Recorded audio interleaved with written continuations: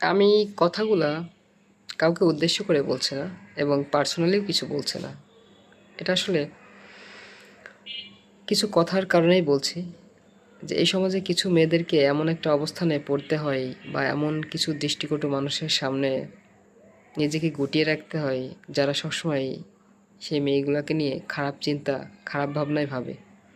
কোনো মেয়ে হয়তো তার বাবা মার দায়িত্ব নিচ্ছে, তাকে দেখাশোনা করছে, কিন্তু একটা ছেলে সেটা করতে পারছে না, যার কারণে তাকে শুনতে হয় কি মেয়েটা হয়তো খারাপ, যার কারণে সে টাকা পয়সা আয় রোজগার করতে পারছে। আবার কোনো একটা মেয়ে যদি অফিসে তার ভালো একটা অবস্থান তৈরি করতে পারে, তাহলে অনেকেই অফিসের অনেকেই ভাবে চিন্তা করে যেহেতু মেয়েটা তার বসের সঙ্গে কোনো একটা খারাপ সম্পর্কে লিপ্ত আছে।